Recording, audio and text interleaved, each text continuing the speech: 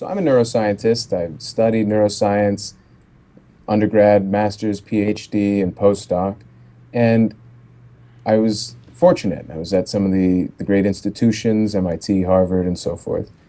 I was around a lot of smart people, and I was able to write papers that people found to be interesting and went in the right journals.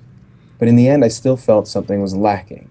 I wasn't able to affect people in their daily lives. So all that was useful and necessary to get me to where I am. But then I needed to build a team and take science out to people through products. And products in this case was mostly software. But the big question was, how could I make a difference on people's lives that was tangible and impactful? And I had always known about autism in general, but then one day I was at a symposium and really found out how much unmet need there was on part of the families especially.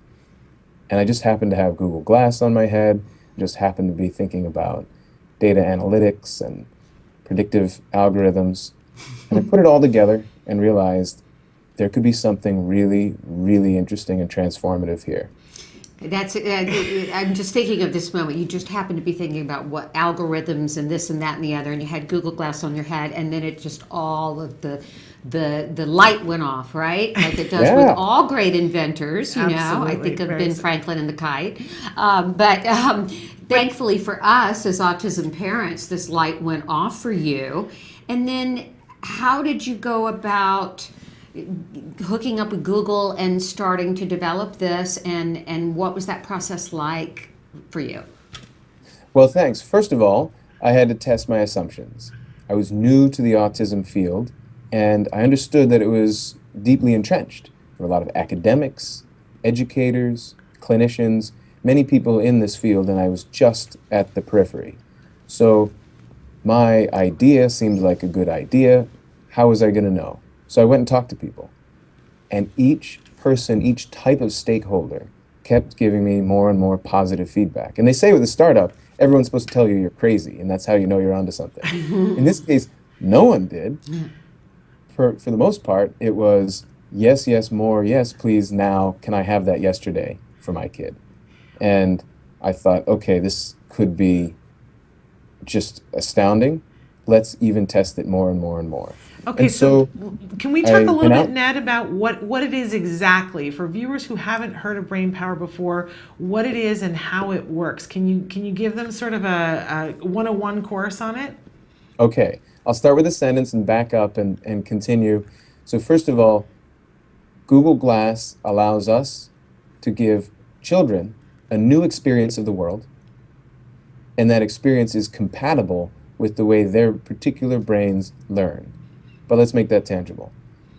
For autism, we don't think of it as a disease, obviously, and we don't think of it as this one thing. It's a collection of features, and in many people, that means difficulty making eye contact, difficulty in social engagement, and potentially difficulty in language, controlling behaviors, and conversation skills, and so forth. We address those things. So for instance, let's take the scenario of eye contact. If you have a person less likely to make eye contact, a child on the spectrum, what do we do about that? Well, we give them a private view of the world in which adults' faces are their favorite cartoons. Suddenly their mom is Olaf from Frozen, their dad is an angry bird, and that's interesting. So it picks their head up, their attention, to look at something that's intrinsically rewarding. It's fun to look at a cartoon. But it doesn't end there. When they do look, then cartoon goes away and they get a point, and it becomes a little video game of social engagement. And then we measure that. How many times did they look at someone in the face? And then from there it goes to another step. They're seeing this little computer screen, and on it, faces become interesting and salient. And then when they look, they see a happy face or a sad face on the one side of the person they're looking at. A decode. How is that person thinking or feeling right now in this moment? It's really brilliant, Ned. I know people have told you this, but as an autism parent, I want to tell you this. It's really brilliant because I'm sure you know a lot of behaviorists talk about stuff that's on the inside, that the thought process, and how do we get on the inside with kids. And you have taken Google Glass and given us a way to get on the inside and catch moments in real time and make them reinforcing in a way that is not stigmatizing. It's really brilliant. Let me ask And you thank you. about one other, excuse me, Ned. I totally get this eye contact thing.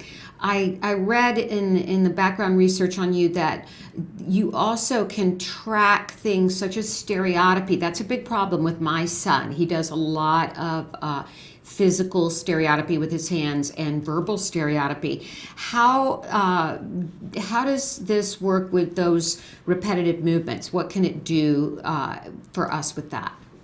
Well, thank you very much. So first of all, I think one of my team members is watching this, and if they are, I hope they hear and ask and hear me ask that I'd love to get one of our Google Glass units in here so I can demo it. Okay, I hope your team hears you. In any case, this device that lives quietly on your head measures your head motions 100 times a second in fine scale detail. And so what do we do with that? Well, if a person is rocking, then we can measure how many times, when, what type of rocking. Is it a happy rocking or a nervous rocking, which is individual for the person, and give feedback. Mm-hmm. Also, other motions, flapping your hands or rubbing, these cause motions of the whole body, which means motions of the head. And so we look for the signatures in the motion that relate to that stereotypy. Okay. It can be customized for each person.